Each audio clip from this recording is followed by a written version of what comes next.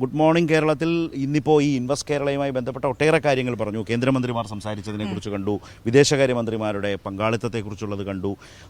അതിൽ വളരെ പ്രധാനപ്പെട്ട ഒരു കാര്യം പറയാനുണ്ട് നമ്മളിങ്ങനെ പറഞ്ഞ് മാറ്റി വെച്ചിരുന്നു. അതെന്ന് പറയുന്നത് ഇന്നലെ പീയൂഷ് ഗോയൽ എന്ന കേന്ദ്രമന്ത്രിയൊക്കെ സംസാരിച്ച് മുഖ്യമന്ത്രി എല്ലാവരും ഏതാണ്ട് 2 മണിയോട് അടുപ്പിച്ച് മാറുമ്പോഴാണ് പുറത്തേക്ക് ഇറങ്ങുമ്പോൾ ഒരു മാധ്യമപ്രവർത്തകൻ മൈക്ക് നീട്ടി പീയൂഷ് ഗോയലിനോട് ease of doing business ranking അങ്ങനെ ഉണ്ടോ എന്ന് ചോദിച്ചപ്പോൾ കേന്ദ്രമന്ത്രി പറഞ്ഞില്ല, അങ്ങനെ റാങ്കിങ് ഇല്ല, ആ സിസ്റ്റം മാറിയിട്ട് കാലങ്ങളായി. പിന്നെ മന്ത്രി രാജീവ് തന്നെയാണ് ആ തലക്കെട്ട് വൈകുന്നേരം കണ്ട് സംസാരിച്ചോ പറഞ്ഞത്. മന്ത്രി രാജീവിനെ തള്ളി പീയൂഷ് ഗോയൽ എന്ന് കേരളത്തിലെ മാധ്യമങ്ങൾ കേരളത്തിലെ മാധ്യമങ്ങൾ എന്ന് പറഞ്ഞാൽ നമ്മളെ അടക്കം നമ്മൾ ആക്ഷേപിക്കാൻ നിൽക്കുന്നില്ല എന്ന് ചില മാധ്യമങ്ങളോ മറ്റോ കൊടുത്തു എന്ന് പറയും. അദ്ദേഹം അത് പറയുന്നത് ആരോടാണെന്ന് ഓർക്കുമ്പോഴാണ് സത്യത്തിൽ എനിക്ക് ഒരു കേരളത്തിലെ മാധ്യമപ്രവർത്തകൻ എന്ന നിലയിൽ തോന്നുന്ന ഒരു ഇത്. കാരണം വെച്ചാൽ കേരളത്തിൻ്റെ മാധ്യമരംഗം നേരിടുന്ന ഒരു പ്രശ്നമുണ്ട്. എന്ന് വെച്ചാൽ ദേശീയ മാധ്യമരംഗം മികവുറ്റതാണെന്നുള്ള അഭിപ്രായം എനിക്കില്ല. പക്ഷേ ദേശീയ തലത്തിലെ ഒരു മാധ്യമപ്രവർത്തകനോട് മന്ത്രി സംസാരിക്കുമ്പോൾ മന്ത്രിക്കുണ്ടായ അനുഭവം പറയുന്നത് ഞാൻ കേട്ട കാര്യമാണ്. ഞാനിവിടെ നിൽക്കുമ്പോഴാണ് അദ്ദേഹം ഇക്കാര്യം പറഞ്ഞത്. അങ്ങനെയാണ് യഥാർത്ഥത്തിൽ അറിയുന്നത്. അപ്പോൾ നമുക്ക് അതിൻ്റെ ചില വസ്തുതകൾ പ്രേക്ഷകരുമായി പങ്കുവെച്ച് പോകാം അല്ലേ വിനുഷ? തീർച്ചയായും. സാലിയെ കൂടെ നമുക്കൊന്ന് സാലി മുഹമ്മദ് ഇത്രയും നേരം സുഹൃത്തുക്കളെ ഈ ഷോയുടെ സംവിധായകനെ പോലെ പെരുമാറുകയായിരുന്നു. ഫ്രെയിം എവിടെ വെക്കണം അല്ലേ? അതായത് മികച്ച ഫ്രെയിംസ്, ക്യാമറാമാൻമാർക്ക് അഭിനന്ദനങ്ങൾ എന്നൊക്കെ പറഞ്ഞപ്പോൾ ഞാൻ എൻ്റെ സംവിധായകനെ ഓർത്തു പോയി. നോക്കുമ്പോൾ സാലി മുഹമ്മദ് ഇങ്ങനെ നമ്മുടെ പേര് പറഞ്ഞതേ ഇല്ല എന്നുള്ളൊരു സങ്കടം എനിക്കുണ്ട്. ഉണ്ടായിരുന്നു. ഇപ്പം മാറിയില്ലേ?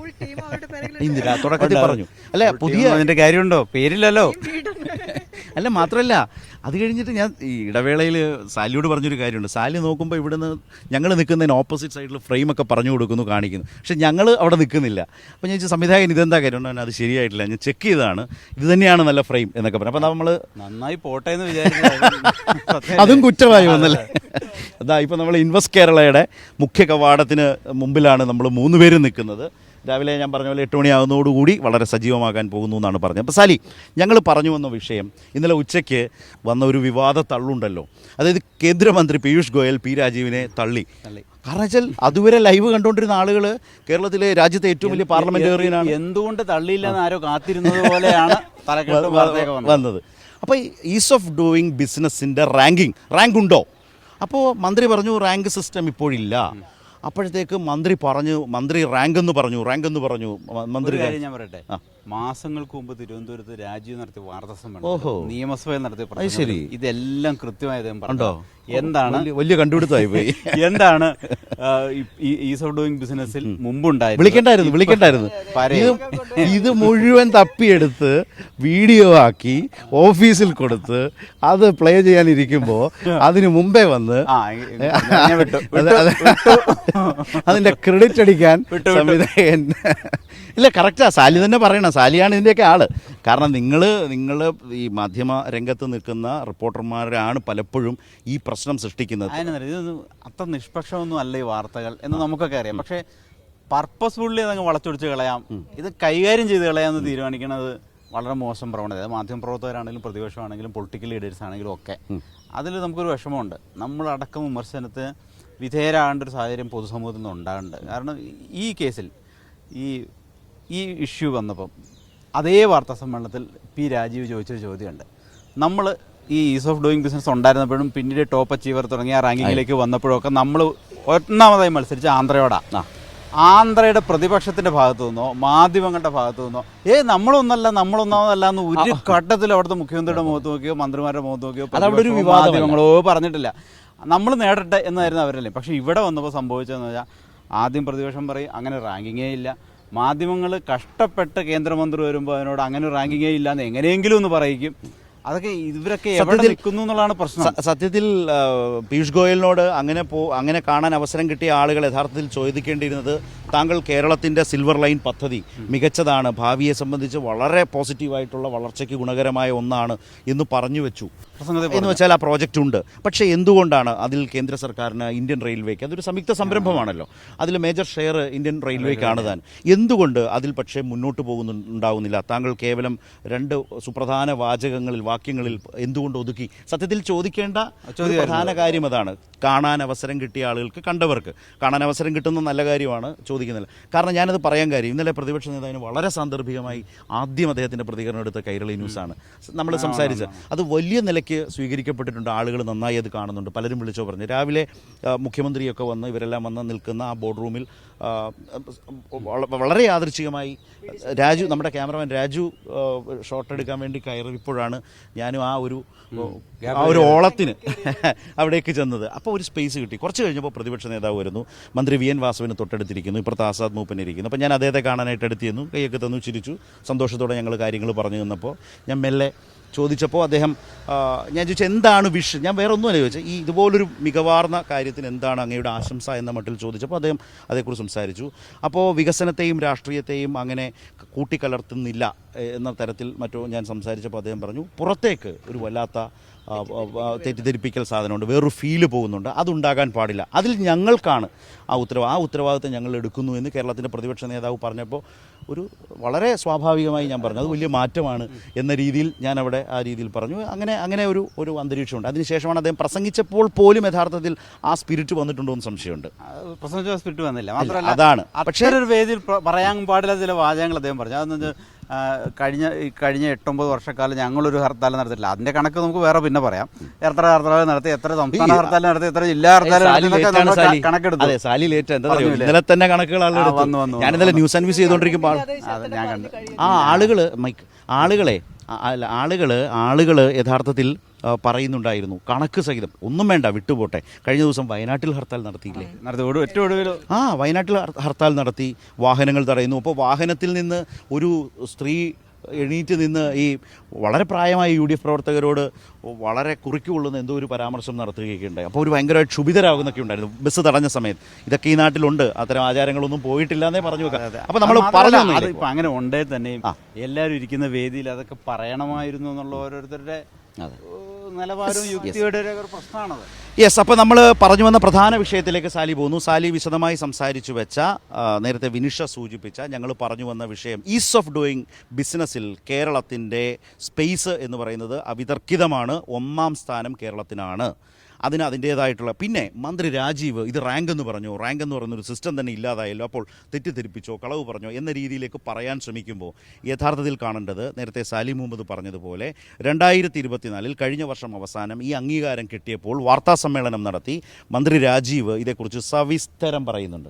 അതിൽ അദ്ദേഹം പറയുന്നുണ്ട്, മുൻപുണ്ടായിരുന്ന സിസ്റ്റമാണ് റാങ്കിങ്, അതിൽ മാറ്റം വന്നു, പുതിയ ക്രമീകരണമാണ്. ആ ക്രമീകരണങ്ങളിൽ 9 പരിഗണനാ വിഷയങ്ങൾ, 9 വിഷയങ്ങൾ തന്നെ എടുക്കാം.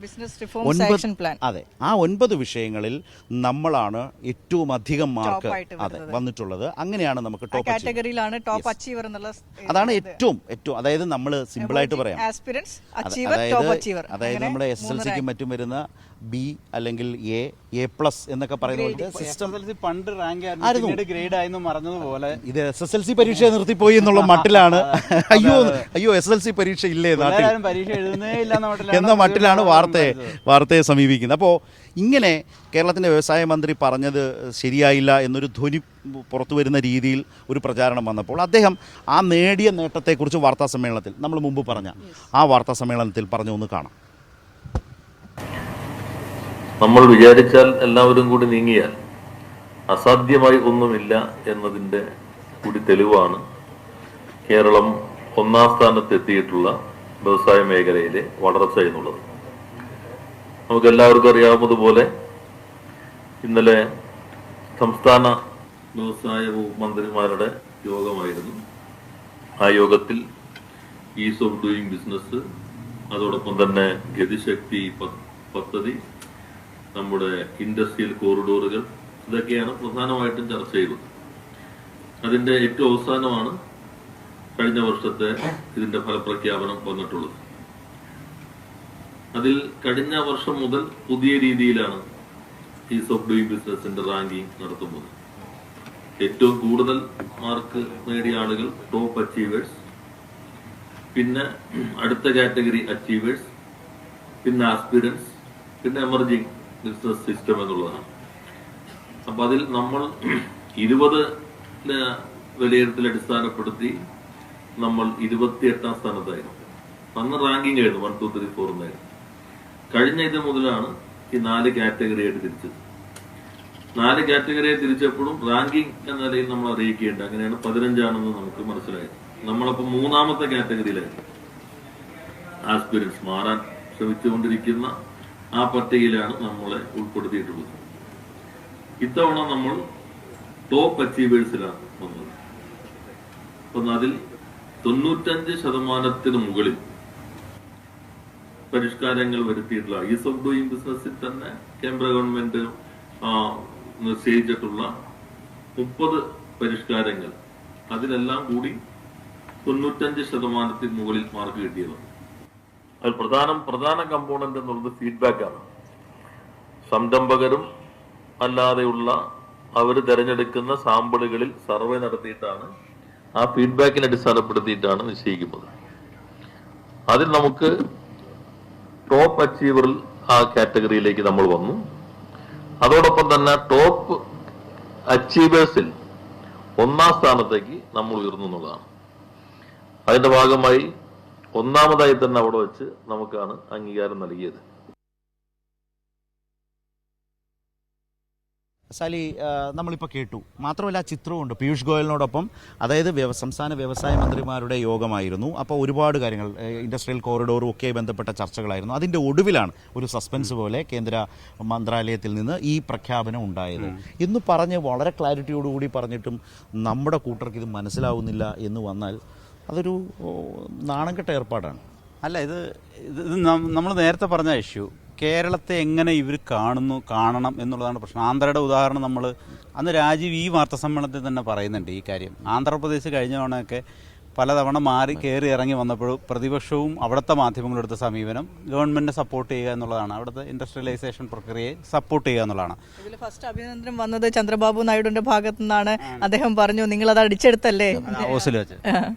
അതായത് അത് മാത്രമല്ല, ഇത് വിവാദമാക്കാൻ ശ്രമിക്കുന്നവർ മറക്കുന്ന ഒരു കാര്യം കൂടെ ഉണ്ട്. ഇതുകൊണ്ടുണ്ടാകുന്ന നേട്ടമാർക്കാണ്. ഇവിടുത്തെ യൂത്തിന് ഇവിടെ തൊഴിലവസരങ്ങൾ സൃഷ്ടിക്കപ്പെടും, ഇവിടുത്തെ GDP വരും, ഇവിടുത്തെ പൊതു ഗ്രോത്ത് മാറും, നിലവാരം മാറും. പക്ഷെ അതൊന്നും മനസ്സിലാക്കാതെ മിയർലി പൊളിറ്റിക്സ്, വെറും രാഷ്ട്രീയം വെച്ച് ഇതിനെ എതിർക്കുന്ന ഒരു സമീപനം പ്രതിപക്ഷം സ്വീകരിക്കുന്നു. അതിന് മാധ്യമങ്ങൾ കൊട പിടിക്കുന്നു എന്നുള്ളൊരു പ്രശ്നമുണ്ട്. ഞാൻ മുൻകാലത്തെ 2 അനുഭവങ്ങൾ കൂടി പറഞ്ഞുകൊണ്ട് വിനിഷയുടെ ഉത്തരവാദിത്വത്തിലേക്ക് കടക്കാം. വിനിഷയുടെ ഉത്തരവാദിത്വം എന്നറിയോ? ഇടവേള വിനിഷയുടെ റൈറ്റാണ്, പേറ്റന്റ് എടുത്തിരിക്കുകയാണ്.